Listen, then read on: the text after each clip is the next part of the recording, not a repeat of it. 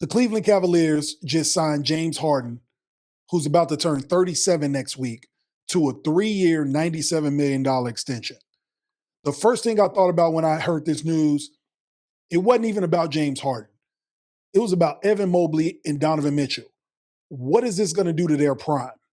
Are they even going to still be in Cleveland by the end of this contract when they're playing with a 39-year-old point guard? So the fact that Cleveland believes in James Harden or thinks that he should get this contract is irrelevant. The main thing I'm worried about and what we're about to talk about is playoffs. Is James Harden the guy? Can they get playoff wins? Can they get over the hump? Can they not get swept in the conference finals again? If you're paying a aging point guard $32 million plus a year for the next 3 years. So we're going to talk about, I'm going to make a case for why they're paying him this money, a case against why they shouldn't, and then I'm going to let y'all know where I land. So I get why Cleveland paid him. Again, he's played good basketball. He is a veteran in the locker room. Teammates love playing with him. He's going to give you 20-plus points per game. He's going to give you 7.5 assists a game. He's a good three-point shooter. They replaced Darius Garland as well. So you almost have to bet your future on this guy because you traded your future away.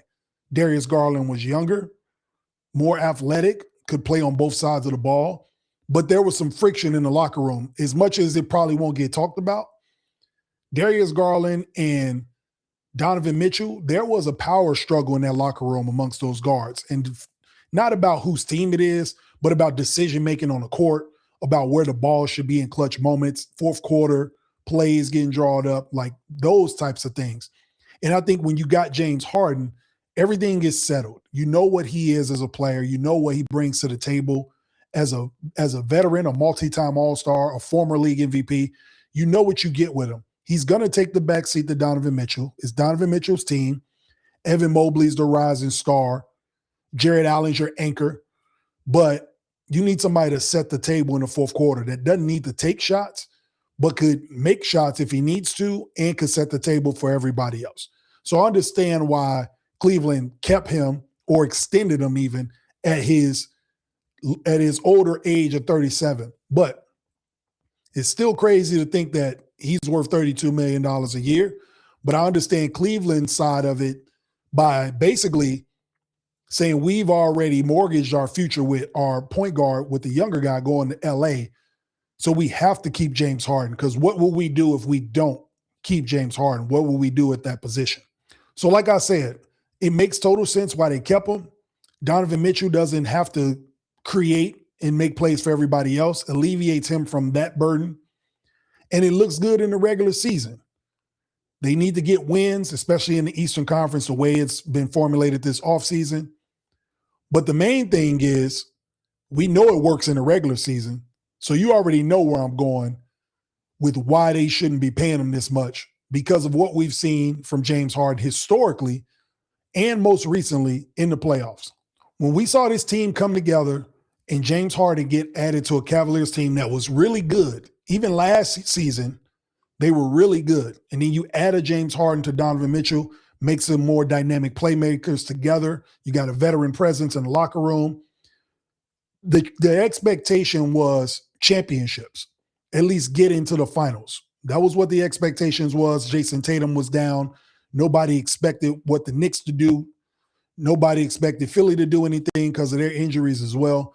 So Cleveland had a clear runway to get to the finals.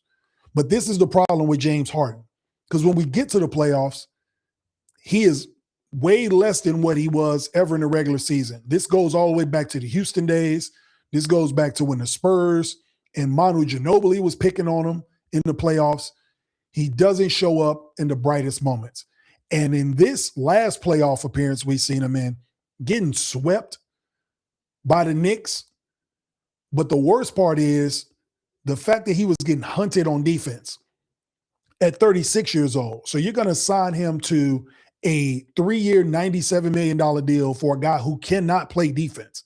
He's literally getting hunted on every possession in this series against the Knicks, and they got swept. So for the Cavs to double and triple down on James Harden for the next 3 years tells me that they were in a tight spot and they had to get him, but the productivity is not the same from the regular season to the offseason. We've seen it his entire career. Everybody knows he's going to choke. When you pay somebody this amount of money, especially at this latter stage of their career, you have to be thinking championship. You can't be thinking anything else. He wasn't really able to move his feet on defense in his late 20s. So it's only going to get worse in his late 30s, as you can see. So the results of what they're trying to get from this James Harden extension, they better be adding some firepower, some backups to that. So I know they just got the kid from Denver, Watson. So maybe he's going to be the backup that comes in that alleviates Harden and to play some defense.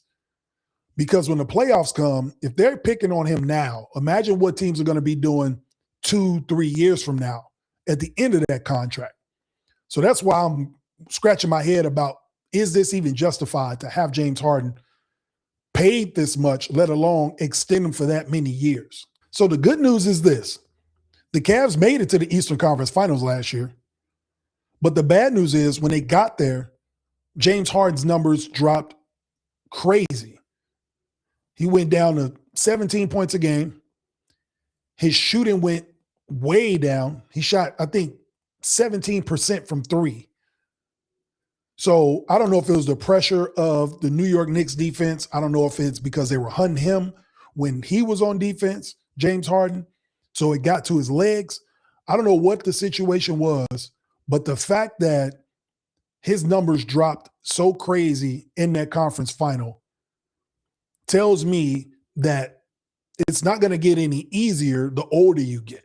So that's why this contract is such a head scratcher to me. So in an elimination game, we got a guy that scores 12 points, goes 3 for 8 from the field, 0 for 6 from 3. Is that the guy that we want to pay $97 million to?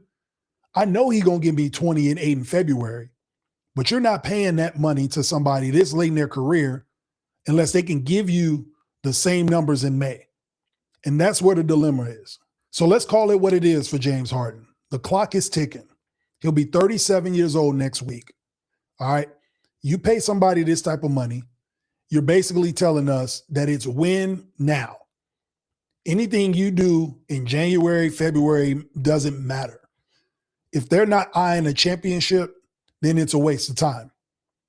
So when you talk about players in the latter stages of their career, you talk about the Steph Currys, you talk about the LeBrons, the KDs, none of this regular season stuff matters to me personally. Guys that have been in the league 15, 16, 17 years, Paul George, I don't care what they do in the regular season. They've already proven that they can have great numbers in the regular season games.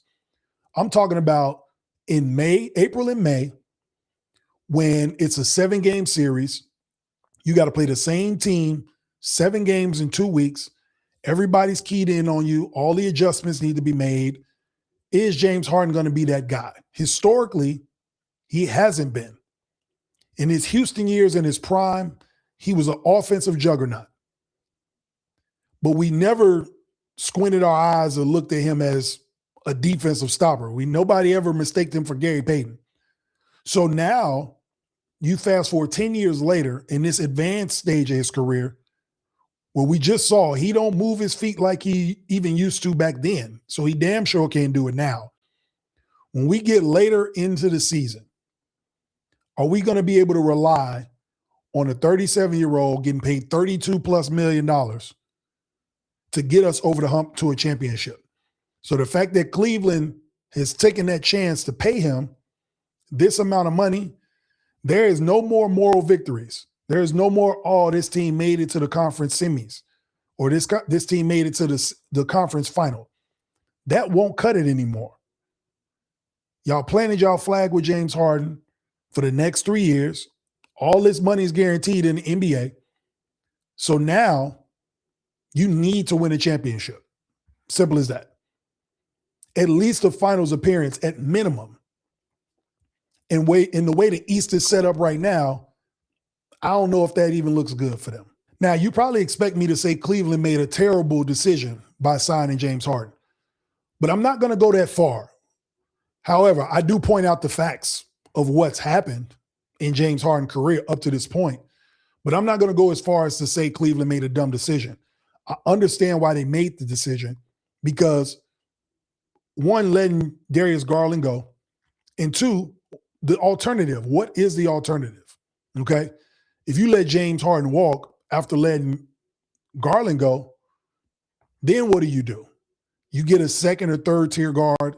You get a younger player who's not ready to elevate a team.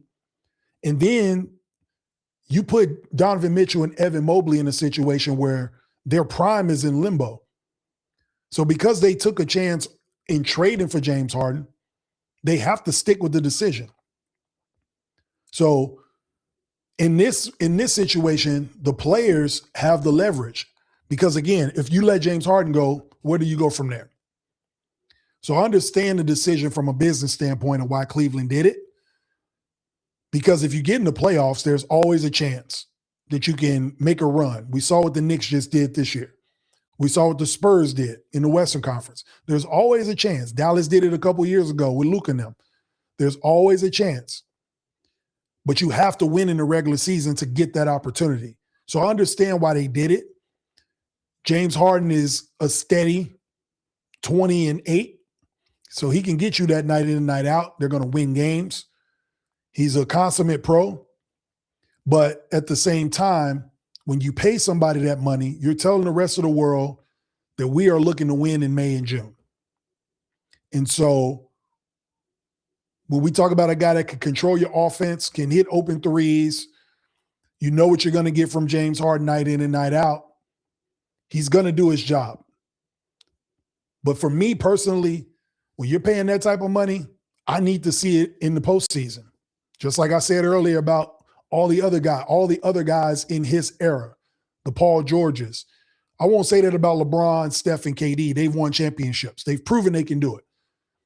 But I put James Harden in that realm of Paul George, right? One of these star guys, superstar-esque guys in their primes, and now they're on the back end of their careers. Like nothing they do in the regular season really matters. But Cleveland was in a situation where rumors were swirling that they would get LeBron. That's why it probably took so long for them to even sign James Harden to this deal. But once LeBron chose Philly, the dominoes started to fall and they had to keep James Harden. Now you got no LeBron James. They would have had a little flexibility with that contract. Or James Harden probably even took less if LeBron came. But now they had money to spend and they have to spend the salary cap money. So they give it to the guy who was next in line. So I understand why they did it. But here's the obvious risk in that. When we get to the playoffs, because we all believe Cleveland's going to make the playoffs, we saw what the Knicks were doing to them. When you got to play against these younger guards, you don't get quicker at 37, 38. You couldn't guard these dudes 5 years ago. So when you got to run into a Tyrese Maxey, when you got to run into a VJ Edgecombe, a Cade Cunningham, when you got to run into a Jalen Brunson, OG Anunoby, like you got to play these guys, Peyton Pritchard even, you know what I'm saying? Jaylen Brown, when you got to guard these quick twitch athletic guards night in and night out in the playoffs, and they're going to hunt you every single time, pick and roll you to death until they get the matchup they want, that's going to become a problem. Now, he can set the table on the offensive end, but we still have to worry about what's going to happen on the defensive end when the chips are down, fourth quarter, the other team needs a bucket. Does James Harden become unplayable in the next couple of years in the fourth quarter? Will it get to that point? Then we're scratching our head. $97 million for an unplayable guy in the fourth quarter of playoff games? That's the question people will be asking. So don't get me wrong. Cleveland took a gamble with this contract. Can James Harden hold up? Is he the final piece of the puzzle to get them back to an NBA Finals? Is this going to be Donovan Mitchell's last chance in his prime to get a championship? Or will Donovan Mitchell have to move on? That's a completely different question. So did Cleveland make a huge mistake giving James Harden this contract? No, I don't think they made a huge mistake. I think they did what they had to do. You have a star that is on your roster. You had no other options if he were to leave, because you have to think about where they are as a team. They played good basketball last year. They made it to the conference finals. And James Harden was the point guard that set the table. Again, the consummate pro veteran, you have to keep him there. But this is the issue that happens in professional sports. I tell y'all this all the time. The number one problem in sports is the aging superstar. It puts organizations in a bind. It puts locker rooms in a bind. The good thing is James Harden is a good player. He's well liked in the locker room, amongst teammates, coaching staff. So it's easy to give this type of contract to an aging star when everybody wants to be around him and wants to play with him. And he is productive. Again, he's still giving you over 20 points, over 8 or over 7 assists a game. The question is always, and it always has been with James Harden, what are we going to see in May? Simple as that. We always get good James Harden, all-star caliber James Harden throughout the regular season. But what are we going to get in May? So that's the risk that the Cleveland Cavaliers are willing to take. They're betting on a savvy veteran come May to get them over the hump versus letting them walk and risking Donovan Mitchell and Evan Mobley's prime with a young, unproven guard. Now, if we get another conference finals where James Harden in an elimination game gives us 12 points and goes 0 for 6, everybody's going to be asking the same question this summertime. 3 years, $97 million for this? The same James Harden again? So Cleveland has to ask themselves, is this going to become a genius move or is this a big gamble? So that remains to be seen, but I need y'all to let me know in the comments. Do you think Cleveland made the right choice or did they make a huge mistake by extending James Harden for 3 more years? Yo, you made it to the end of the video. That's dope. We basically family now. If you love watching real sports talk with unbiased takes, be sure to click on the logo and subscribe for more.